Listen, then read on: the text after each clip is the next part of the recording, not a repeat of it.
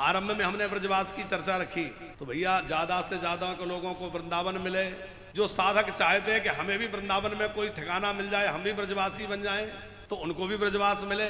और भैया भूले भटके लोगों को लाके भगवान से मिला देना, उनके धाम में रख देना, ये भी तो बहुत बड़ी सेवा है कि नहीं है? भगवान के प्यारे जनों को भगवान से मिला देना, और केवल मिला नहीं देना बल्कि जीवन भर उनकी सेवा की जिम्मेवारी ले लेना। एक सज्जन बोले, महाराज जी जब हमको वृंदावन में ही कुछ खरीदना है, प्रॉपर्टी लेना है, तो हम अपना फ्लैट खरीद लेंगे, कम से कम हमारे नाम रजिस्ट्री रहेगी, बच्चे की भी रहेंगे, हमारा अपना रहेगा। हमने कहा बात तो तुम्हारी एकदम ठीक है, पर वृंदावन में हम कोई प्रॉपर्टी थोड़ी बेच रहे हैं। अरे हम तो वृंदावन में कुटिया दे रहे हैं रहने के लिए। क्यों? ताकि आपका ब्रजवास हो जाए, आप वृंदावन में आके रह सके। अरे प्रॉपर्टी खरीदनी दुनिया पड़ी है भैया, आपने इतनी प्रॉपर्टी बनाई, बच्चों को दे दी, बहुत अच्छी बात है, पर वृंदावन में कुटिया ले रहे हो, वो भी बच्चों के नाम करना चाह रहे हो, वो तो कम से कम भगवान के धाम में छोड़ दो कि चलो भैया कोई साधु संत आएंगे, कोई दूसरे साधक आएंगे, बुजुर्ग आएंगे, वो रह लेंगे। फिर एक बात हम आपसे पूछते हैं, आप 50 लाख का भी फ्लैट खरीद लीजिए और आप बीमार पड़ जाएं, तो बिल्डर आपको भोजन देने या दवाई देने आएंगे? नारायण जी, कितने का भी कोई मकान कोठी खरीद ले, तो बीमार पड़ने पर क्या उसको भोजन कराने वो मकान जिसने बेचा था आएंगे देखभाल करने? तो ये जो व्यवस्था है, ये एक अनूठी अलग व्यवस्था है। यहाँ जो आपको वातावरण मिल रहा है उसकी महत्वपूर्ण बात है, वो महत्वपूर्ण है।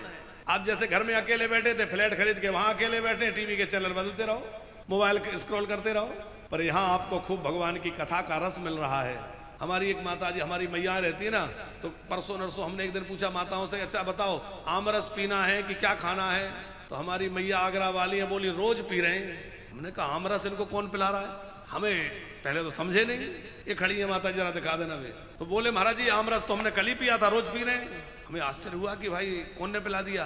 तो फिर हम समझे कि ये किस रस की बात कर रही हैं। बोले आमरस तो यदा कदा पी लेंगे, ना पिए उसकी परवाह नहीं है, जहां राम रस पीने को मिल रहा है भैया कथा का रस। हमने कहा क्या बात है, इतना बढ़िया भगवान की कथा का रस मिल रहा है, तो इसमें आनंद खूब हो रहा है। तो जो लगातार रहना चाहते हैं वो तो अपना कमरा ले ही लें, यदा कदा भी आना है, एक कमरा आपने ले लिया तो आपको ये चिंता नहीं है कि वृंदावन जाएंगे तो कहाँ रुकेंगे, महीना भर, 10 दिन, 5 दिन, 15 दिन, और फिर कमरा आपको बार बार खींचता रहेगा, वो कक्ष आपको बार बार बुलाएगा कि भैया मन में लगेगा चलो हमारा एक कक्ष वृंदावन में, चलो घुमाते हैं, चलो इस बार छुट्टियों में वहीं चलते हैं बच्चों को लेके। थोड़ा लगा कि क्या करें, बोले चलो वृंदावन, अपना कमरा है वहीं रहेंगे। अधिक मास आ रहा है, क्या करें, बोले चलो वृंदावन। कार्तिक आ रहा है, चलो वृंदावन। तो वो कमरा आपको बार बार खींचेगा कि नहीं?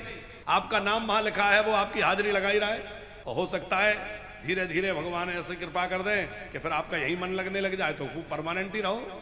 कमरे और आश्रम तो दुनिया बना रही है, और शायद ही आपको कोई इतने कम राशि में आजीवन निवास के लिए कमरा दे और पूरी सुरक्षा और देखभाल की व्यवस्था दे।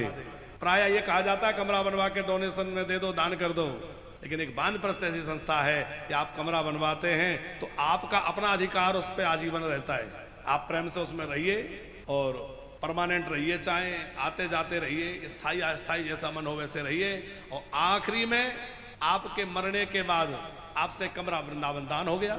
अब आप ये बताओ कि 10-15 साल रह लिए तो ये क्या कम है? जितनी राशि आपने दी थी उससे तो कई गुना ज्यादा का लाभ ले लिया। अरे इतना ही नहीं किशनलाल जी, जब कोई बिस्तर पे गिर जाता है, 10 साल तो बहुत बड़ी बात है, 10 दिन निकालना भारी पड़ जाता है।